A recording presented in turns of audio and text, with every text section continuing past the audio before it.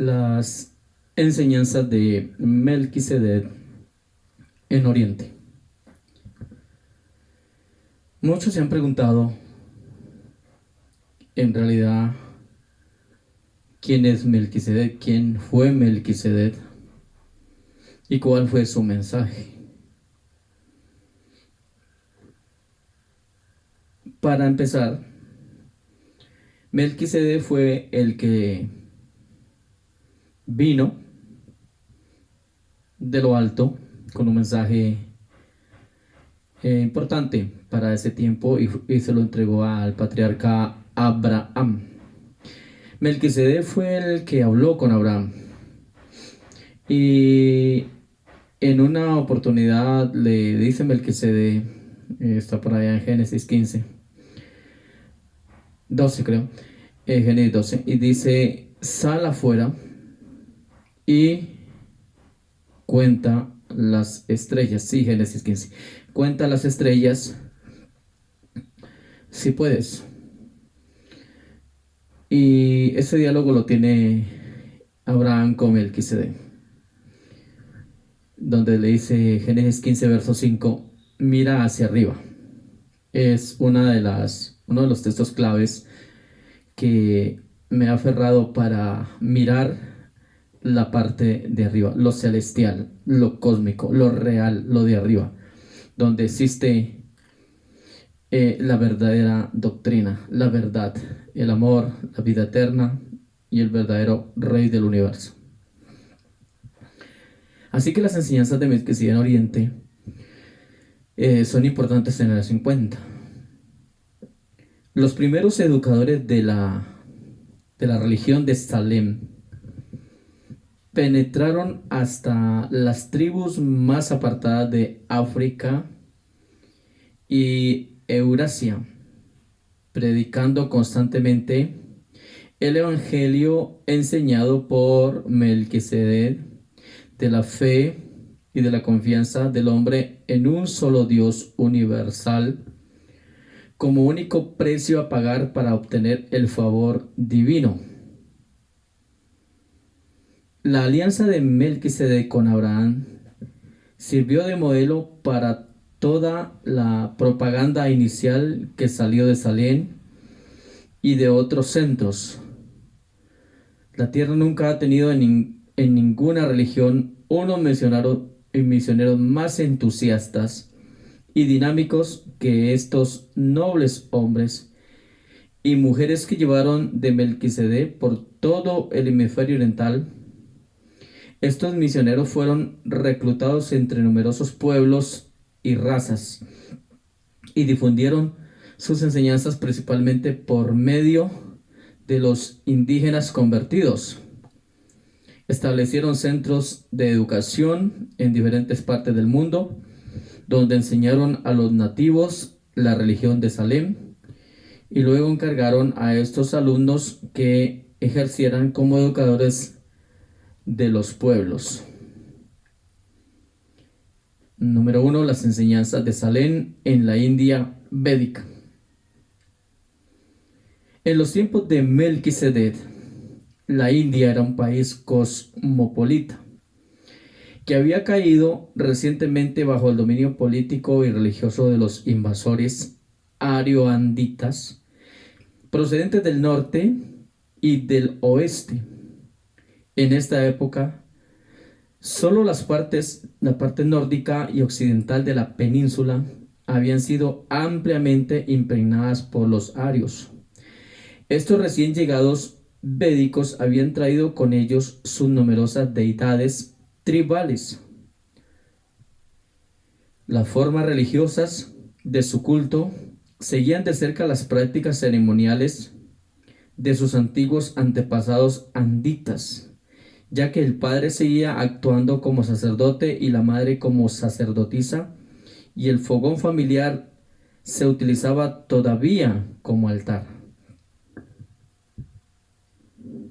El culto védico estaba entonces en proceso de crecimiento y metamorfosis bajo la dirección de la casta brahmánica de sacerdotes educadores, los cuales asumían gradualmente el control del ritual de adoración en vías de desarrollo. La fusión de las antiguas 33 deidades arias estaban muy avanzadas cuando los misioneros de Salem penetraron en el norte de la India. O sea que les tocó un trabajo arduo. El politeísmo de estos arios representaba una degeneración de su monoteísmo anterior, causada por la separación en unidades tribales, donde cada tribu veneraba a su propio dios. Esta degeneración del monoteísmo y el trinitarismo, originales de Mesopotamia andita, estaban pasando por un nuevo proceso de síntesis de los primeros siglos del segundo milenio antes de Cristo. Los numerosos dioses estaban organizados en un panteón bajo la dirección trina de Diausptar, el señor de los cielos, de Indra, del tempestuoso señor de la atmósfera, y de Agni, el dios tricéfalo del fuego, señor de la tierra y símbolo redimentario de un concepto más antiguo de la Trinidad. Unos desarrollos claramente onoteístas, con H, estaban preparando el camino para el monoteísmo evolucionado. Agni, la deidad más antigua, era ensalzada a menudo como padre jefe de todo el panteón, el principio de la deidad, padre, a veces llamado Prajapati y otras veces denominado Brahma. Quedó sumergido en la batalla teológica de que los sacerdotes brahmánicos libraron más tarde contra los educadores de Salem. El principio de energía divina que activaba todo el panteón védico era concebido como el Brahman.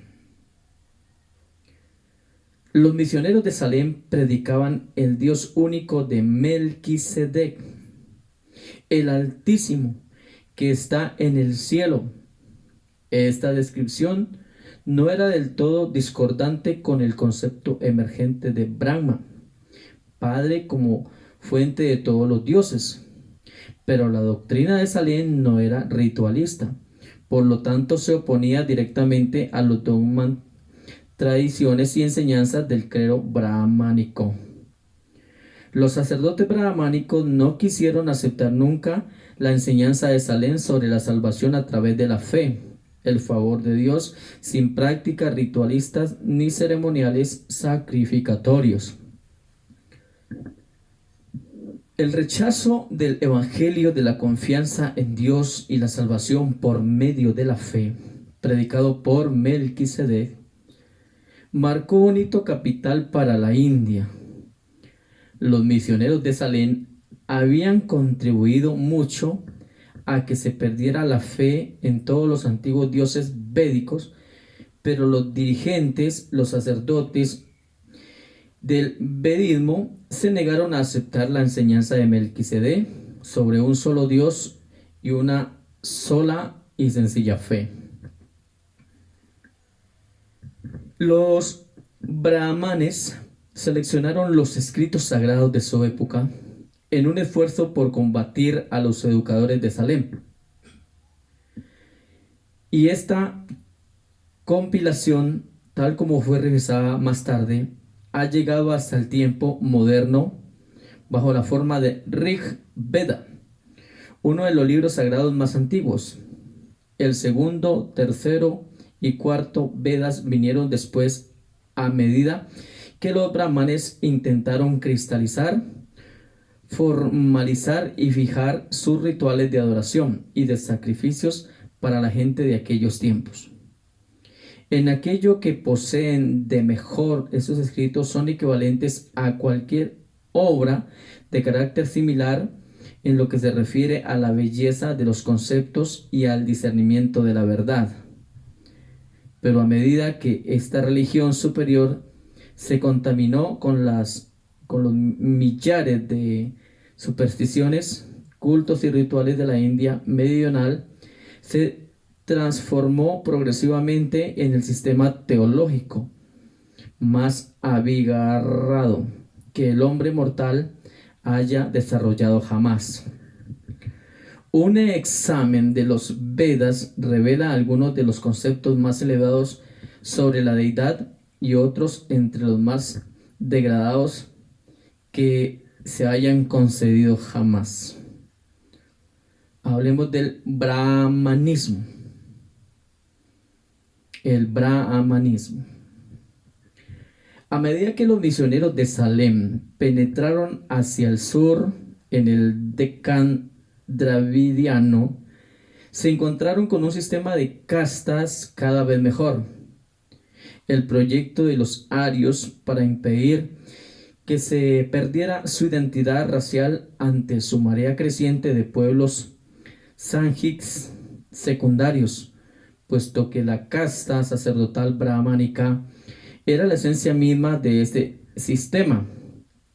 Este orden social retrasó enormemente el progreso de los instructores de Salem. Este sistema de castas no consiguió salvar a la raza aria, pero sí logró perturbar a los brahmanes, los cuales a su vez han mantenido su hegemonía religiosa en la India hasta la época actual. Luego, con el debilitamiento del vedismo debido al rechazo de una verdad superior, el culto de los arios estuvo sometido a creencias, incursiones procedentes del Deccan de un esfuerzo desesperado por detener la marea de la extinción social, racial y de la destrucción religiosa. La casta brahmánica trató de elevarse por encima de todos los demás. Enseñaron que el sacrificio a la deidad era en sí mismo totalmente eficaz, que su fuerza era completamente irresistible. Proclamaron que de los dos principios divinos esenciales del universo, uno era la deidad Brahman y el otro el clero brahmánico.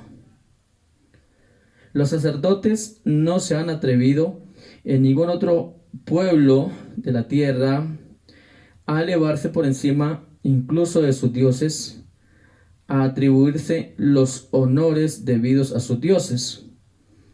Pero llegaron tan absurdamente lejos en estas afirmaciones presuntuosas que todo este sistema precario se derrumbó ante los cultos degradantes que entraban a raudales procedentes de las civilizaciones circundantes menos avanzadas.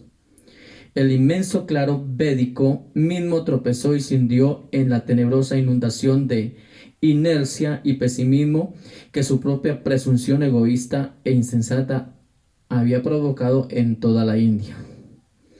El que siembra recoge. La concentración excesiva en el yo condujo inevitablemente a temer la perturbación no evolutiva del yo en un círculo sin fin de encarnaciones sucesivas como el hombre, animal o hierba. De todas las creencias contaminantes que podían haberse adherido a lo que podía haber sido monoteísmo emergente, ninguna fue tan embrutecedora como esta creencia de la transmigración, la doctrina de la reencarnación de las almas, que procedía del Deccan dravidiano. Esta creencia en una serie monótona y agotadora de transmigraciones repetidas quitó a los mortales combativos la esperanza largamente acariciaba de encontrar en la muerte la liberación y el avance espiritual que había formado parte de la fe védica anterior.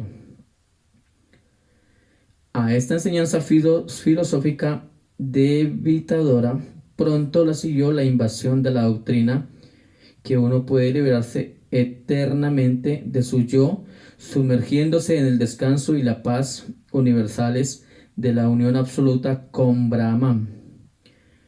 La superalma de toda la creación, los deseos de los mortales y las ambiciones brahmanas fueron eficazmente eliminados y prácticamente destruidos. Durante más de 2000 años, los mejores cerebros de la India han intentado evitar todo deseo y a la puerta estaba así totalmente abierta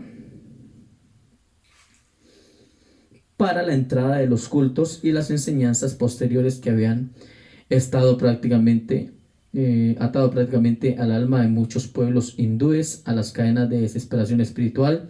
De todas las civilizaciones, la védico-aria fue la que pagó el precio más terrible por haber rechazado el evangelio de Salem, o sea, el que predicaba Melquisedec, el que le entregó a Abraham. Las castas por sí solas no podían perpetuar el sistema religioso, cultural ario, y a medida que las religiones inferiores del Deccan penetraban en el norte, se desarrolló una era de desconsuelo y desesperación. El culto de no quitarle la vida a ninguna criatura surgió durante esta época sombría y ha sobrevivido desde entonces. Muchos de estos nuevos cultos eran francamente ateos y afirmaban que toda salvación que se pudiera alcanzar solo podía provenir de los propios esfuerzos del hombre sin ayuda exterior.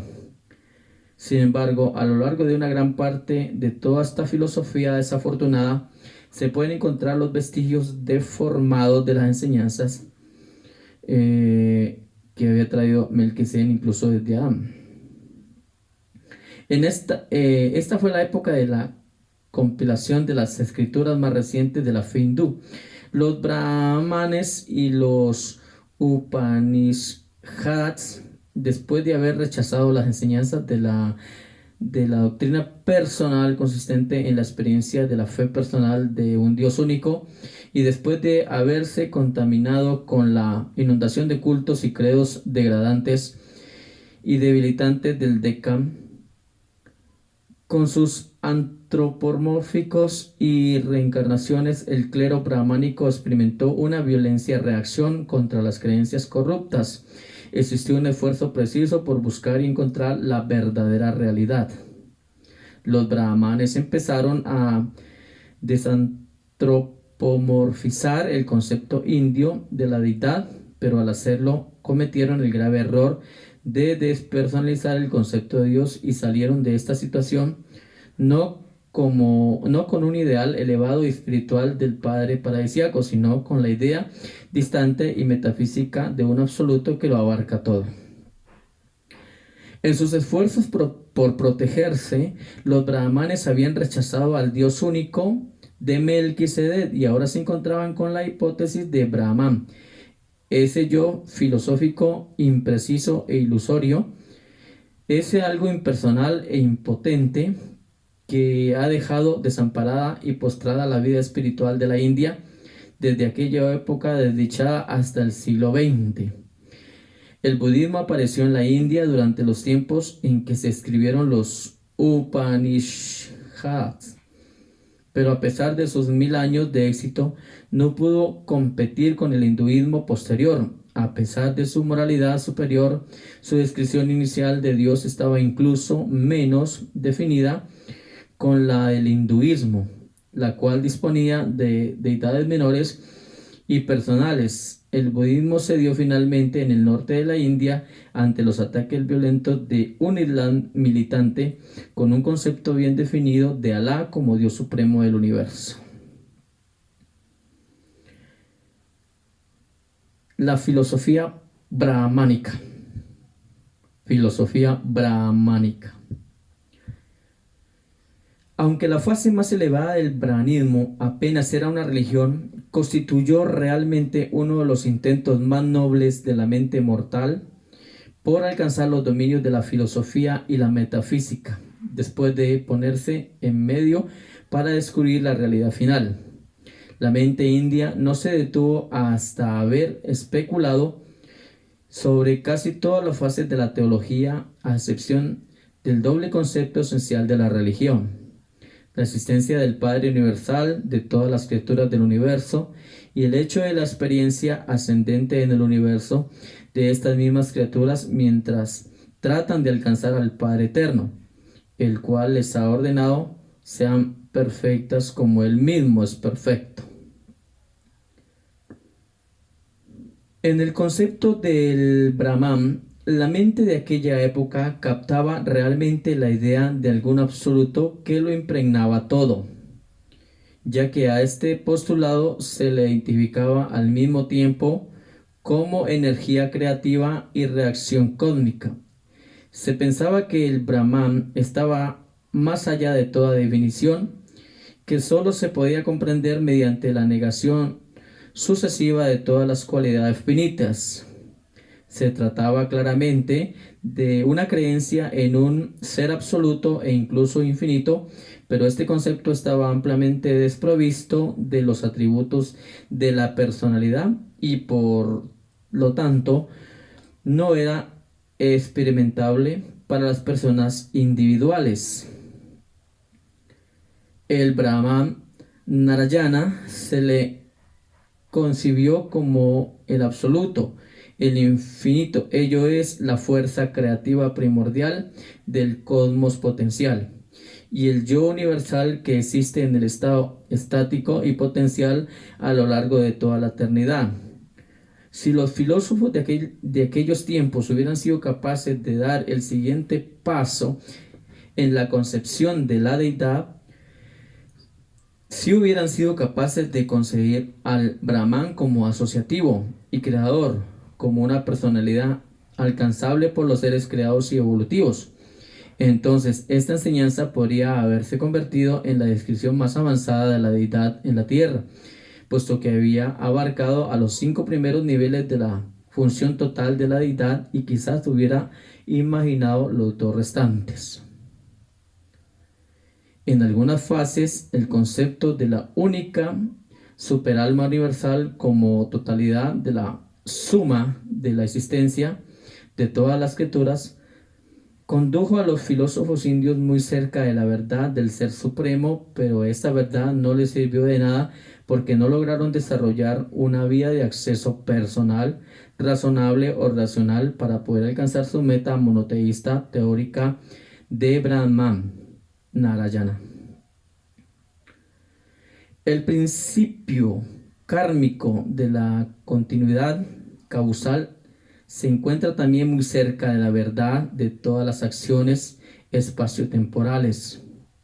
Repercuten en forma de síntesis en la presencia de la deidad del Supremo. Pero este postulado nunca aseguró que, paralelamente a todo lo anterior, el practicante individual de la religión pudiera alcanzar personalmente la deidad, asegurando tan solo la sumersión última de todas las personalidades de la superalma universal. La filosofía del brahmanismo también se acercó mucho al descubrimiento de lo que los ajustadores de pensamiento residen en los hombres, pero este concepto se desvirtuó a causa de una idea falsa de la verdad.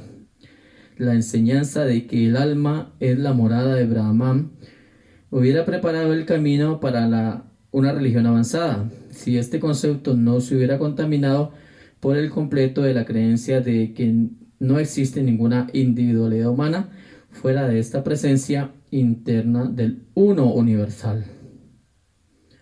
En la doctrina de que el alma individual se funde con la superalma, los teólogos de la India no lograron prever la supervivencia de algo humano, de algo nuevo y único, de algo nacido de la unión de la voluntad del hombre y la voluntad de Dios. La enseñanza sobre el regreso del alma al Brahman es estrechamente paralela a la verdad del progreso del ajustador al seno del Padre Universal, pero hay algo distinto al ajustador, que sobrevive también el duplicado morontial de la personalidad mortal. Este concepto vital está desgraciadamente ausente en la filosofía brahmánica. La filosofía brahmánica Se ha aproximado a muchos hechos del universo y se ha acercado a numerosas verdades cósmicas, pero con demasiada frecuencia han caído víctimas del error de no conseguir diferenciar entre los diversos niveles de la realidad, tales como el absoluto, el trascendental y el infinito. No ha logrado tener en cuenta que aquello que puede ser finito e ilusorio es el nivel absoluto, puede ser absolutamente real en el nivel finito. Tampoco ha tenido en cuenta la personalidad esencial del Padre Universal, con quien se puede contactar personalmente en todos los niveles, desde la experiencia limitada de la criatura evolutiva con Dios hasta el de la experiencia ilimitada del Hijo Eterno con el Padre Paradisiaco. Esto es relativo con lo que tiene que ver pues con las enseñanzas de Melquisedec en Oriente y lo que tiene que ver con el brahmanismo. ¿Ok? En el documento 94, así que nosotros estamos avanzando para mirar de qué se han tratado todas estas religiones, estas creencias y obviamente cuál fue el diseño preparado por el Eterno al enviar a Melquisedec a traer este mensaje de un Dios monoteísta. Ok, entonces, grandes bendiciones. Luego hablaremos en otros temas acerca de otros temas de religión. Bendiciones, paz, mucha paz.